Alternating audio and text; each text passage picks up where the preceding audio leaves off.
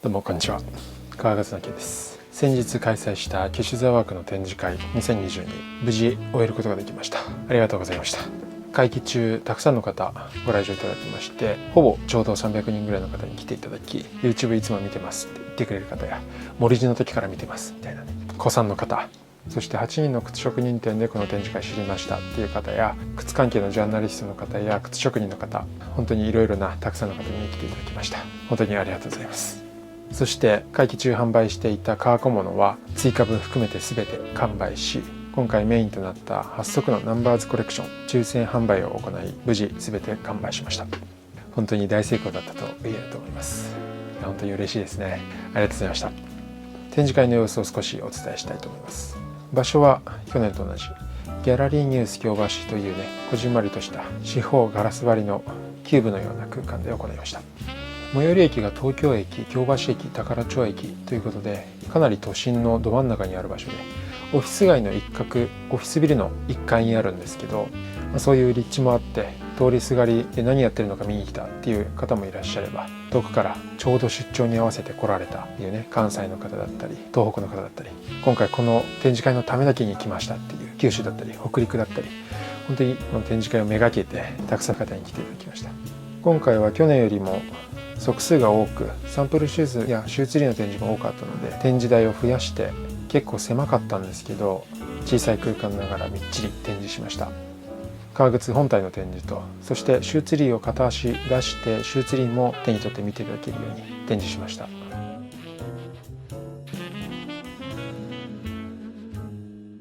そしてそれぞれに靴の名前と金額、そして磨いていただいた靴磨き職人の方々名前も掲示し展示しました。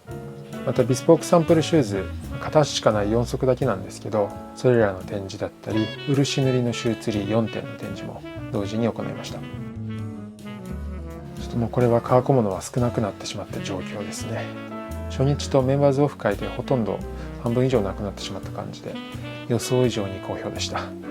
月曜日から日曜日まで1週間展示会を行ったんですが、ほとんど休む暇もなく、お昼を食べる暇もほぼなく、ありがたいことにねかなりひっきりなしにお客さんが来てくれているような状況で、お客さんの履かれてる靴をね見て、あ、その靴どこどこの何ですかみたいな、個人的に楽しんでる靴当てゲームを去年に引き続きやったり、そしてその靴について話したりとか、僕の今後工房をあっちに構えてビスポークをどういう風にしていきますみたいなことについて話したり、それぞれのナンバーズコレクションや漆塗りシューツリーなどちょっとした裏話なんかも話しつつ、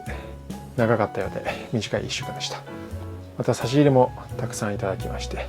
本当にありがとうございます。日持ちのするものはまだ残ってるんですが、靴作りの休憩中に少しずついただきます。そして去年展示会初めてだったんですよね。で、展示会初めてで、あ、こんな風にお客さん来てくれるんだっていう、今まで YouTube でネット空間上でコメントとかをいただいて、あ、見てくれてる人いるんだなっていう体感はあったんですけど、実際にリアルでお会いするとまたちょっと違った実感が湧いてきて、すごい楽しかったんですよね。あ、ケンさん本当に実在するんですねみたいな僕のことを画面の中でずっと見てて、で実際にリアルでいたっていう、そういう瞬間に、あ、ケンさんって感じで、それが僕にとっては初めての感覚ですごい不思議だったんですけど、そういう感じを含めてすごい楽しかったですね。で、今年はもちろん同じようにそういった楽しみはあるんですけど、それ以上に感じたのが、なんとなくお客さんと距離が近くなっていくなっていう感じがしましたね。というのも、去年来てくれた方で今年も来てくれたっていう方結構いらっしゃいましたし、実際去年靴を買っていただいた方とか、ビスポークでご注文いただいている方とか、去年は初めて会う方ばかりだったんですけど、今年は2回目3回目っていう方が結構いらっしゃって、なんかそういう方見かけると、あ、どうもじゃっていうね、ちょっとね、なんだろうな、久しぶりに友達に会ったよみたいな感覚みたいな、そういうちょっとね、去年にはなかったものがありました。そんな感じで、去年は結構初めてっていう緊張があったんですけど、今年は